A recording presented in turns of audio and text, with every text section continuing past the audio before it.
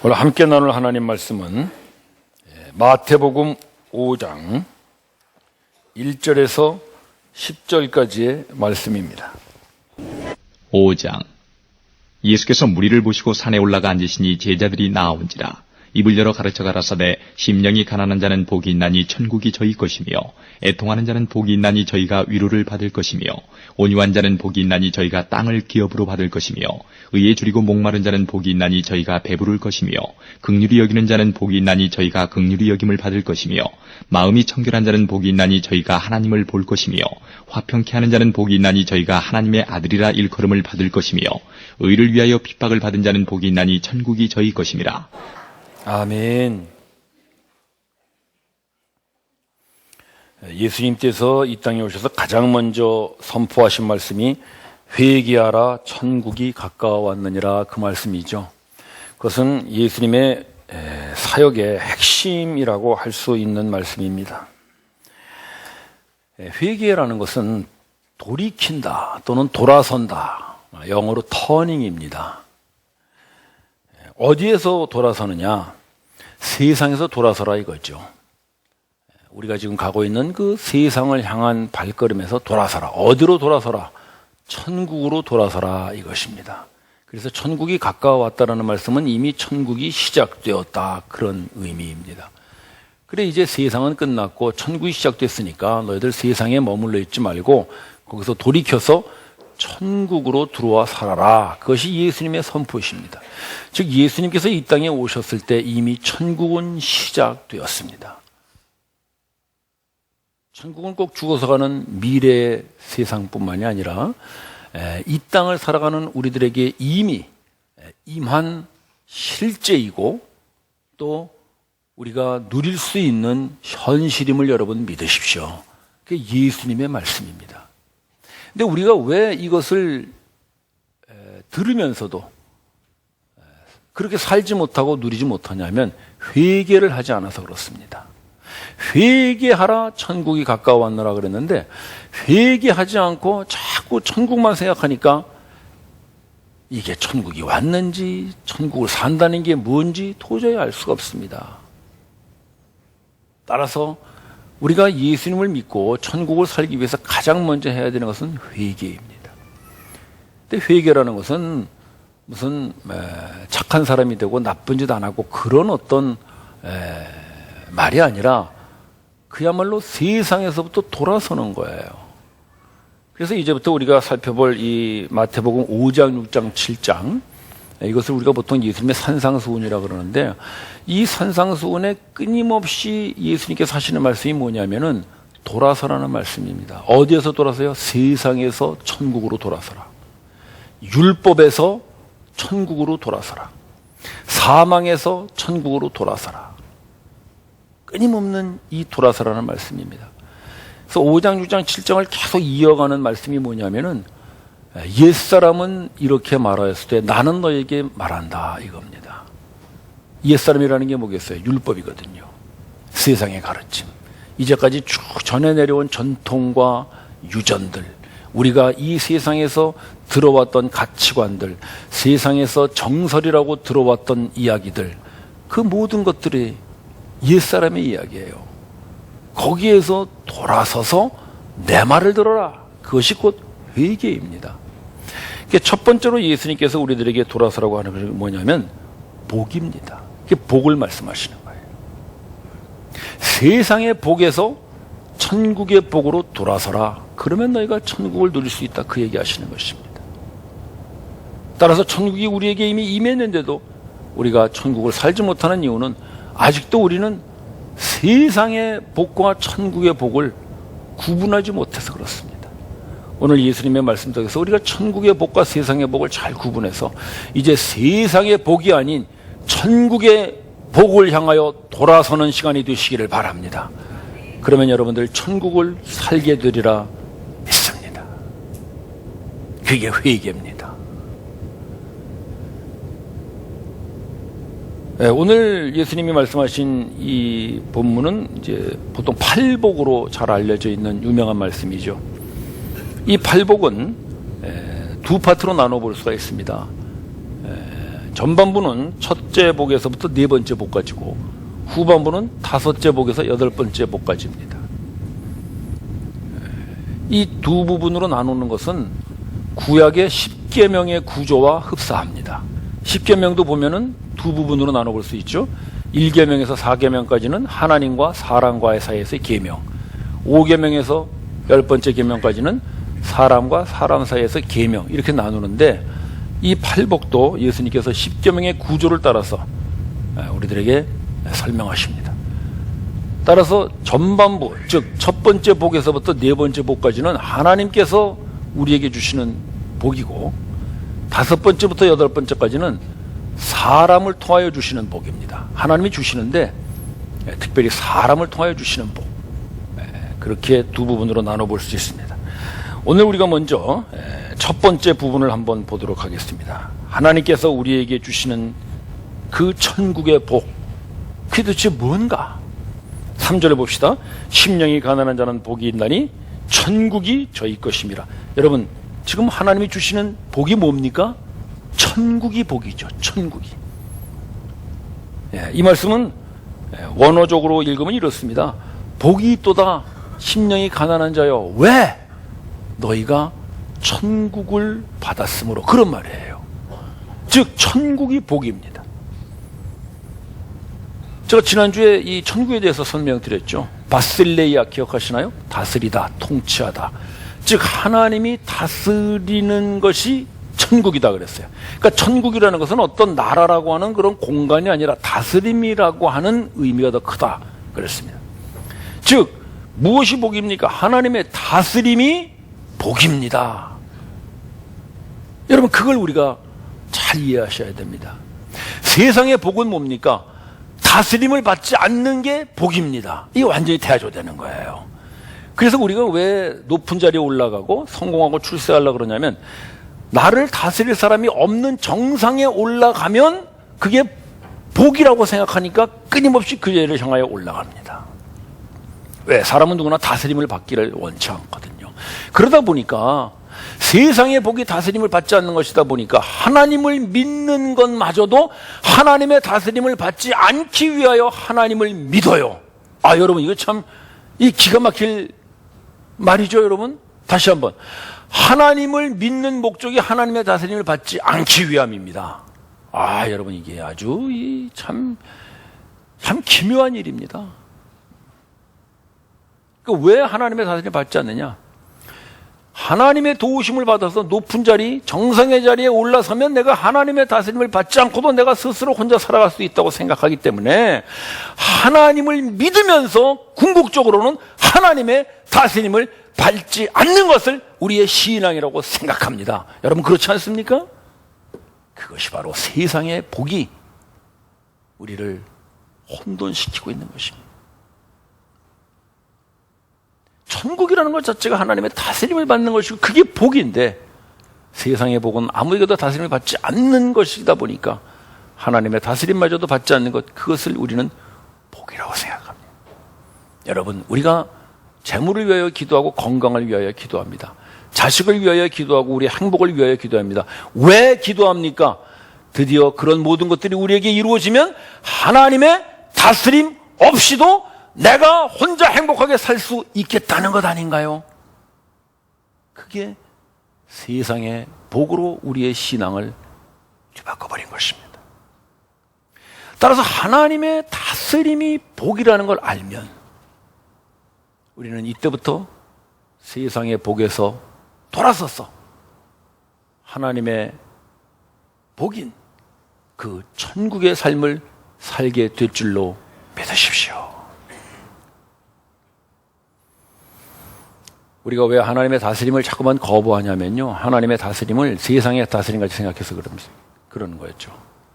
세상의 다스림은 뭡니까? 억압하고 강요하고 귀찮게 굴고 간섭하고 그런 걸 우리는 다스림이라고 생각하니까 하나님도 아마 우리를 그렇게 다스릴 거야 라고 해서 하나님의 도움은 좋고 하나님이 우리에게 뭐 이렇게 공급해 주시는 건 좋은데 하나님의 다스림은 싫다, 이런 이상한 논리에 빠지는데, 여러분, 하나님의 다스림은 세상의 다스림과는 다릅니다. 자, 하나님의 다스림이 뭔가? 우리 4절 계속 봅시다. 애통하는 자는 복이 있나니 저희가 위로를 받을 것입니다. 그러면은 이 4절에서의 하나님 주시는 천국의 복은 뭡니까? 위로죠. 위로. 3절에서는 천국이 복이고 4절에서는 위로가 복입니다. 그럼 천국은 하나님의 다스림이라 그랬죠. 그러면 이 위로 또한 뭐라는 겁니까? 하나님의 다스림이라는 것입니다. 여러분, 이거를 잘 연결하셔야 됩니다. 하나님이 우리를 다스리는 것은 그렇게 억압하고 강요해서 다스리는 것이 아니라 위로를 통하여 여러분들을 다스리십니다. 천국입니다. 이 위로라는 말은 이 원어에 보면은 파라칼레오 이런 단어를 썼는데, 파라라는 말이 뭐냐면 옆에 이런 뜻이고요. 칼레오가 부른다 그런 말이에요. 그러니까 지금 무슨 뜻이겠어요? 위로라는 말이 옆에서 부른다 그런 말입니다. 옆에서 우리의 이름을 불러주신다는 것이죠. 그게 위로예요. 제가 그 필리핀에 빈민 선교를 하시던 어느 외국 선교사를 한번 만난 적이 있는데, 그분이 그런 얘기를 하시더라고요. 그 마닐라 주변에 빈민가에서 이렇게 구제도 하고 뭐 전도도 하고 이렇게 하면서 선교 사역을 하셨는데 참 어렵더랍니다. 뭐 빵은 주는 건 좋아하는데 도대체 말씀을 드리려고 안 하고. 근데 어느 날 어느 그 노숙자 청년이 자기를 찾아왔더래요. 그래서 이제 빵을 얻으러 왔는지 하고 빵을 주려고 그러니까 빵이 아니고 그 선교사님이 이야기하는 그 복음을 내가 좀 잘 듣고 싶다고. 그래 왔더래요. 그래 이분이 너무 반가워가지고 집에 들어오라고. 그래서 이제 성경을 펴놓고 예수님 얘기도 해주고 천국을 얘기해주고 이렇게 얘기했습니다. 한참 듣고 앞으로 계속해서 좀 말씀을 배우고 싶다고 그러고 가는데 선교사가 좀 궁금해서 물어봤습니다. 왜 당신 나에게 와서 빵을 구하지 않고 말씀을 듣겠다고 했는가 했는데 그 노숙자 청년이 가면서 하는 말이, 나에게 빵을 주는 사람들은 많았는데 내 이름을 불러주는 사람은 당신 한 사람이었어. 그 얘기를 하고 가더랍니다. 그게 그 청년에게 위로가 되는 것이죠. 이름을 불러준다는 건 뭡니까, 여러분? 인격적인 대우를 해주는 거잖아요. 그냥 노숙자, 이름도 없는 사람들이죠. 근데 그 사람이 이름을 불러줌으로써 그 사람이 인격적인 대우를 받는다고 생각하는 거예요. 위로가 되는 거죠. 찾아와서 그 위로해 준 사람에게 말씀을 배우게 됐습니다. 따라서 하나님께서 우리를 다스릴 때는 우리에게 다가오셔서 여러분들의 이름을 불러주심으로 여러분들과 인격적인 관계를 맺는 것이 위로인 줄을 믿으십시오. 예수님이 그 일을 위하여 이 땅에 오셨습니다. 그래서 예수님은 많은 병자들, 약한 자들, 앓는 자들, 고통받는 자들과 함께 하시면서 그 사람들을 위로하셨는데, 어떻게 위로하셨냐면 병을 낫게 하고 고통을 없애줘서 위로하시는 것이 아니라 그 병든 자들을 고치실 때마다 언제나 손을 얹으셨어요. 그 나병 환자들에게도 손을 얹으시고 심지어는 죽은 시체에도 손을 얹으셨죠. 손을 얹었다는 건 뭐냐면 인격적인 관계를 맺어주시는 것이거든요. 따라서 예수님의 위로는 병을 고치는 데 있는 것이 아니라 그를 인격적으로 대우해 주시는 데에서 있는 것입니다. 그 위로가 그들을 치유하고 일으킨 줄로 믿으십시오. 따라서 예수님이 우리에게 오셨다는 것, 그 자체가 이미 위로입니다. 우리 옆에서 우리의 이름을 부르시기 위하여 우리에게 오셨습니다. 혹시 우리들 중에 병들고 또 약하고 여러 가지 살림이 어려운 분들 계시다면, 여러분, 그런 여러분들의 어려움 속에도 예수님이 지금 여러분들 옆에서 이름을 불러주시는 그 위로가 오고 있음을 믿으십시오. 그것이 천국의 복입니다. 그게 복이라는 거예요. 세상의 복은 뭐예요? 병이 나야 복이죠. 살림이 펴야 복이고 어려움이 없어져야 복이죠. 그러나 성경은 그걸 복이라고 말하지 않고 그 어려움과 그 고통 중에도 여러분들의 이름을 불러주시는 파라칼레오의 그 위로를 행하시는 분이 계시는 것이 복이라고 말씀하십니다. 그것이 천국의 복입니다. 그게 복입니다, 여러분.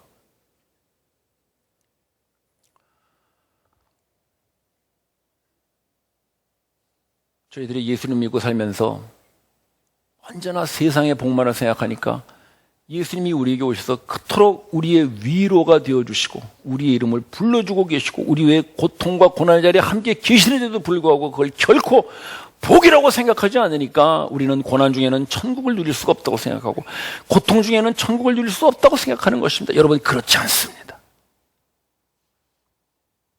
위로가 복입니다. 예수님이 여러분들의 그 고통과 고난 중에 여러분들의 이름을 불러주는 그것이 복인 줄을 믿으십시오. 그 자리가 천국입니다. 병이 들어도 천국을 누릴 수가 있고 몸이 아파도 천국을 누릴 수가 있고 살림이 어렵고 힘들어도 그 자리에 예수님이 여러분들을 불러주고 계심으로 그 자리가 천국이 이루어지는 천국의 복된 자리인 줄을 믿으십시오. 그것이 천국입니다, 여러분. 그래야 우리는 천국을 살 수가 있는 것입니다. 세상의 복에서 천국의 복으로 우리가 회개하지 않으면 우리는 결코 천국을 살 수가 없습니다.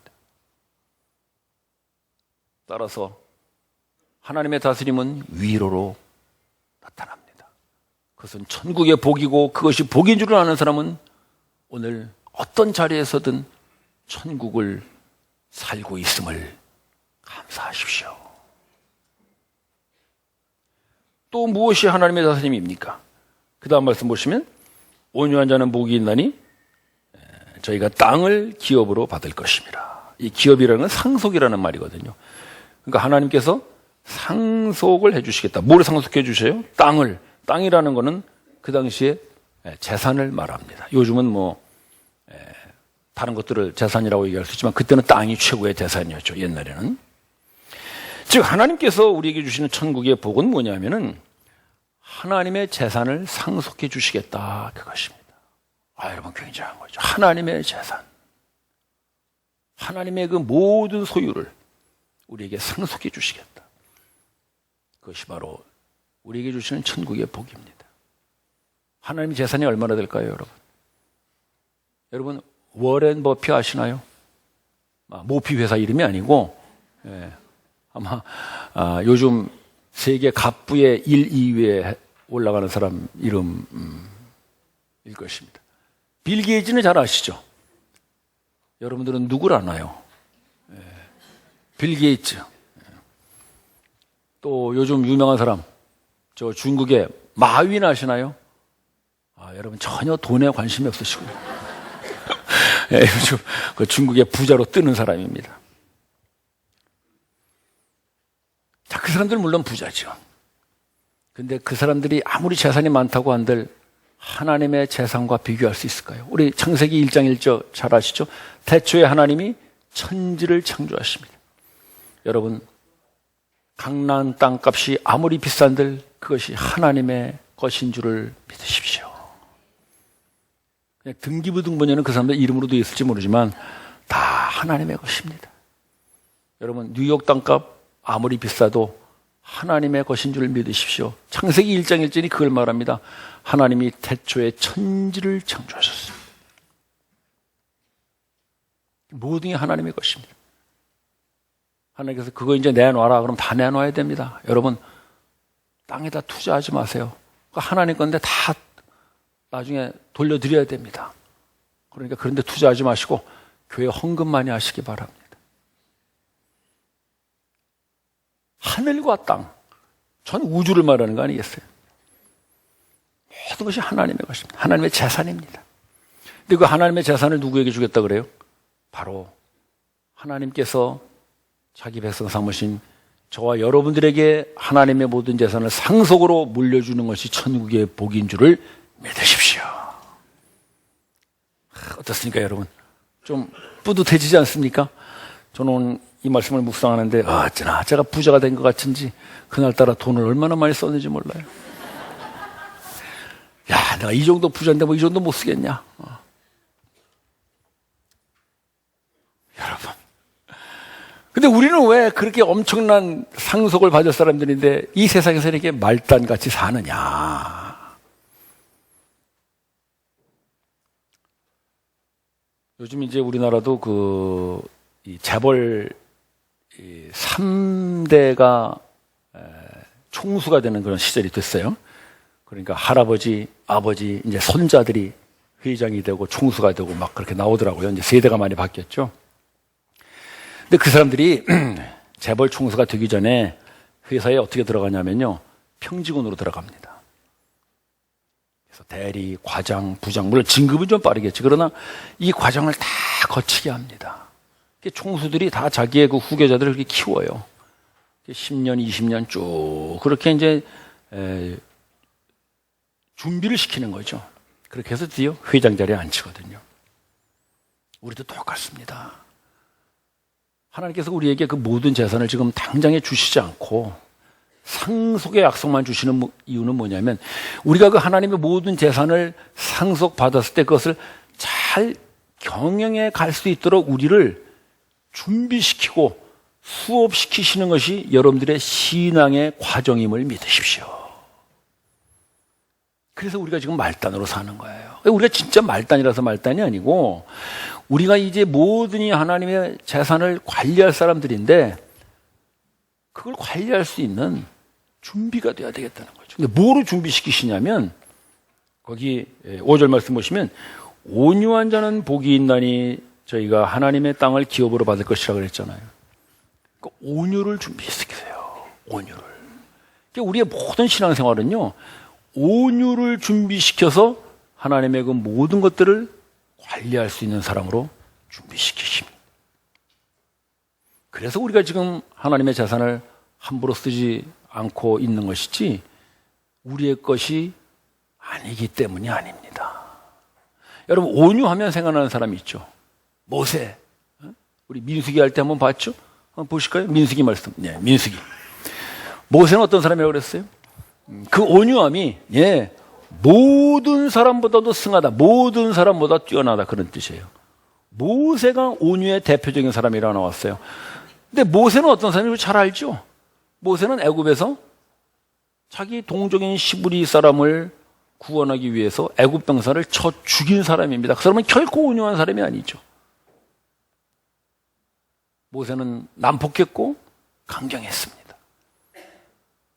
그러나 그런 사람을 쳐 죽일 만큼 아주 성질이 급했던 모세가 이제 하나님 앞에서 이 세상에서 가장 온유한 사람이라고 인정을 받습니다.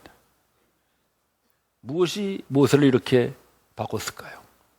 이 민수기 12장은 40년의 광야 생활이 끝날 때쯤 일어났던 일입니다. 즉 40년의 광야 생활을 통해서 모세는 서서히 온유한 사람으로 바뀌어집니다.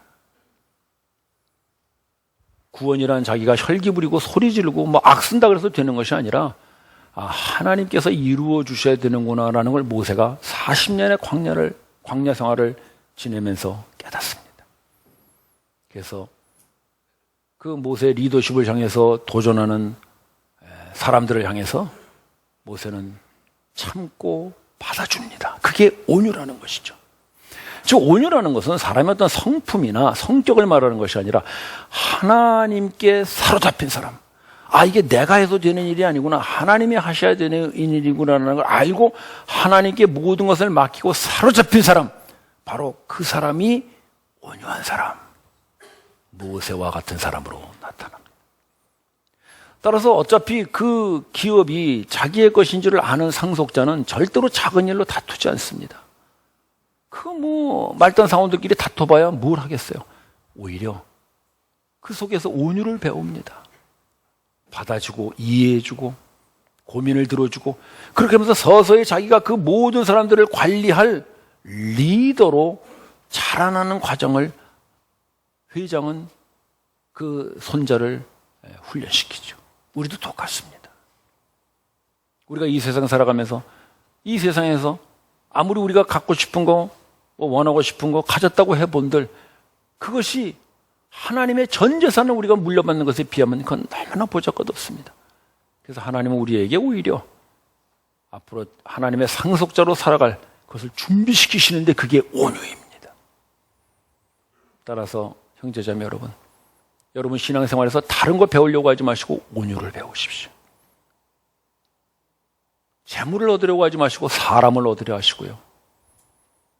여러분들의 어떤 목적을 이루려 하지 마시고 오히려 그 속에서 사람들을 잘 이끌어가는 그런 리더십을 배우십시오. 그게 온유입니다.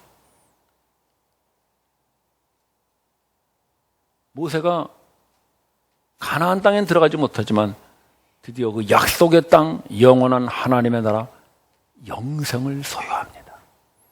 우리도 아마 모두 그럴 것입니다, 여러분. 그래서 저와 여러분들은 이 온유를 준비하면서 드디어는 하나님의 모든 재산을 상속받을 때 우리가 함께 일할 사람, 함께 통역할 사람, 바로 함께 그 영생을 누릴 사람, 바로 그런 우리의 형제 자매들을 얻는 그런 지혜로운 신앙이 되시기를 바랍니다. 하나님 주시는 천국의 복입니다. 또 하나님께서 주시는 천국의 복은 의에 줄이고 목마른 자는 복이 있나니 저희가 배부를 것입니다. 만족을 복으로 주세요. 만족을. 예수님께서 이 만족을 우리에게 주시기 위해 이 땅에 오셨습니다. 예수님은 오병이어로 5,000명을 먹이셨죠. 근데 그때 성경이 뭐라고 기록하냐면 저들이 먹고 배불렀더라 그래요. 바로 이 말씀이에요. 저들이 배부를 것이요. 그들이 배부를 것입니다. 그래서 예수님께서 우리를 배불리 만족하게 하시려고 이 땅에 오십니다. 사마리아 여인에게 생수를 주시죠. 목이 말라서 이 남자 저 남자 받고 살던 그 여인에게 드디어는 생수를 주심으로 그 여자가 진정한 만족을 찾고 동네로 돌아갑니다. 우리에게도 똑같습니다. 예수님이 우리에게 오셔서 그 오병이어의 기적과 같은 것으로 우리를 만족하게 하시고 우리에게 생수를 주셔서 만족하게 하십니다. 그런데 우리는 그 만족이 천국의 복인지를 모르고 삽니다. 참 어리석은 것이죠. 왜 그렇습니까? 예수님이 주시는 떡이 뭐예요? 보리떡이거든요. 우리는 보리떡으로 만족하지를 않는 거예요. 우리가 원하는 것은 고급 요리, 진수성찬, 그런 것을 먹음으로써 우리는 만족을 얻으려고 하는데 예수님이 주시는 것은 보리떡이에요. 그러니까 보리떡 정도 가지고 우리는 만족을 얻을 수 없다는 것이죠. 사마리아 여인도 똑같습니다. 예수님이 주시는 생수가 그녀를 만족하게 한 것은 그녀가 드디어는 내가 정말 만족하게 할 것이 이분이 주시는 생수구나라는 걸 알고 회개하였기 때문에 그것이 만족이 되는 것이지 여전히 이 여자가 생수 가지고는 만족을 못하겠다. 부자 남편 달라, 성공한 남편 달라, 권력자 남편을 달라 계속해서 자기가 원하는 것으로 만족을 구하려고 했다면 예수님이 아무리 그 생수를 주신다고 한들 그 여인은 만족하지 못했을 것입니다. 따라서 내가 만족하느냐 안 하느냐 하는 것은 내가 원하는 것으로 만족하느냐 아니면 예수님이 주신 것으로 만족하느냐의 차이입니다. 그것이 세상의 만족과 천국의 만족, 세상의 복과 천국의 복의 차이입니다. 예수님은 우리에게 진수성찬으로 배불리게 하지 않습니다. 보리떡으로 배불리게 하십니다. 예수님은 우리에게 부자 남편, 권력자 남편, 무슨 그런 힘 있는 남편으로 만족하게 하시지 않습니다. 생수로 만족하게 하십니다. 예수님이 우리에게 주시는 그 보리떡과 생수가 뭐겠어요? 말씀과 성령 아니겠습니까? 내가 너에게 이르는 말이 생명이요 영생이니라. 예수님은 그 떡이 바로 자기가 주시는 그 말씀이라고 가르치십니다. 예수님은 그 여인에게 주신 그 생수가 너희의 배에서 성령의 생수가 흘러 넘치리라 말씀하셨습니다. 따라서 예수님이 우리를 만족하게 하시는 것, 그것은 세상의 그런 진수성찬이나 세상의 출세와 돈 있는 남편이 아니라 바로 말씀과 생명의 성령으로 여러분들을 만족해 하시는 예수님인 줄을 믿으십시오. 그것이 천국의 복입니다. 그것이 복인 줄을 아는 사람은 만족하고 삽니다. 세상 사람들이 볼 때는 그것이 보리떡 같고 한 컵에 생수밖에 안 되지만 그것이 바로 우리를 진정으로 만족하게 하는 천국의 복입니다. 그걸 아는 사람은 매일매일 주님의 말씀을 들으면서 천국을 사는 것이고 매일매일 성령의 감동을 받으면서 천국을 사는 것입니다. 여러분, 그게 천국을 사는 길입니다. 내가 원하는 것으로 만족하려고 하는 한 우리는 결코 천국을 누릴 수 없습니다. 왜? 회개하지 않고는 천국을 누릴 수 없기 때문입니다. 여러분, 회개하셔야 합니다. 회개라는 것은 여러분들이 착한 사람 되십시오, 나쁜 일 하지 마십시오, 그것이 아니라 여러분들의 복에 대한 생각이 바뀌어야 합니다. 세상의 복에서 천국의 복으로 바뀌어야 합니다. 그러면 여러분들 천국을 살 수 있습니다. 오늘 이 자리에서 살 수 있습니다. 여러분, 보리떡으로 만족할 수 있고 생수로 만족할 수 있습니다. 주님 주시는 말씀으로 우리는 배불릴 수 있고, 주께서 부어주시는 그 성령으로 우리는 충만하게 목을 축일 수 있습니다. 천국의 복입니다. 따라서 하나님이 우리에게 주시는 천국은 그분의 다스림이고, 그분의 위로이고, 그분의 상속이고, 그분의 만족입니다.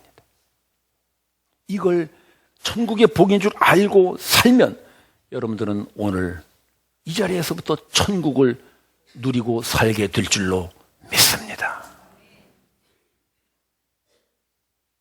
그 천국을 누리고 사는 사람들을 오늘 성경은 이렇게 말합니다. 3절 다시 봅시다. 심령이 가난한 자, 애통하는 자, 온유한 자, 의에 줄이고 목마른 자, 그들이 그 천국의 복을 누리고 삽니다. 이 사람들의 공통점이 뭡니까? 세상의 복과는 전혀 관계가 없는 사람들입니다. 세상의 복은 가난이 아니라 부입니다. 세상의 복은 애통이 아니라 웃음이고, 온유가 아니고 정복과 쟁취입니다. 세상의 복은 줄이고 목마른 것이 아니라 배부르고 등 따신 것이죠. 그러나 여러분 잘 기억하십시오. 그런 모든 세상의 복을 가진 사람은 천국의 복을 필요로 하지 않습니다. 왜냐하면 이미 그 복으로 그 사람들은 행복하게 살기 때문입니다. 그러나 그 복이 없는 사람들, 심령이 가난한 사람, 애통하는 사람, 온유한 사람, 의에 줄이고 목마른 사람은 세상의 복을 더 이상 기대할 수가 없습니다. 그래서 그 사람들이 기대할 수 있는 것은 오로지 하나, 천국의 복밖에 없습니다. 천국의 복을 기대한다는 건 누굴 기대한다는 거겠습니까? 하나님을 기대하는 것입니다. 그걸 우리는 뭐라고 합니까? 믿음이라 그럽니다. 믿음. 따라서 이 심령이 가난한 자, 애통하는 자, 온유한 자, 의에 줄이고 목마른 자는 한마디로 믿음이 있는 자라는 거예요. 믿음이 있는 자. 우리가 어렸을 때 불렀던 동요가 있죠. 믿음으로 가는 나라 하나님 나라. 돈으로도 못 가요. 힘으로도 못 가요. 믿음으로 가는 나라 하나님 나라. 그 동요와 같이 이 천국의 복을 누릴 수 있는 사람은 오로자나 하나님을 믿는 사람입니다. 세상을 믿지 않고 세상의 복을 기대하지 않고 하나님을 믿고 천국의 복을 기대하는 사람, 이 믿음이 있는 사람들은 천국의 복을 누리게 될 줄로 믿습니다. 그 사람들은 오늘 천국을 삽니다. 어떤 상황, 어떤 자리, 어떤 환경에서도 천국을 삽니다. 왜냐하면 그들에게 하나님의 다스림이 오고, 그들에게 예수의 위로가 오고, 하나님의 상속이 오고, 예수가 부어주시는 말씀과 성령의 만족이 오기 때문입니다. 예수님께서는 이 복을 위하여 이 땅에 오셨습니다. 예수님이 전하시는 이 복 이외에 다른 것을 전하는 것은 기독교가 아닙니다. 그것은 성경이 아닙니다. 그것은 거짓입니다. 우리가 오랫동안 신앙생활을 하면서도 끊임없이 우리는 천국을 누리지 못하는 이유는 여전히 우리는 세상의 복에서 회개하지 않았기 때문입니다. 형제자매 여러분, 오늘 우리 회개합시다. 세상의 복에서 천국의 복으로 돌아섭시다. 이 세상을 향하던 우리의 발걸음에서 천국을 향하여 돌아서서 오늘부터 영원토록 천국을 누리고 사는 우리 모두가 되기를 주님의 이름으로 축원합니다. 기도드립시다. 형제자매 여러분, 여러분 가난하십니까? 여러분 애통하십니까? 여러분 온유해서 다 뺏기는 것 같고 줄이고 목마르십니까? 그래서 우리는 하나님의 복을 기다릴 수밖에 없습니다. 그게 믿음입니다. 그게 믿음입니다. 주님, 내가 이 믿음을 가지고 이제 세상의 복에서 천국의 복을 찾아 천국을 오늘부터 누리는 자들이 되게 하여 주시옵소서. 합심하여 기도합시다.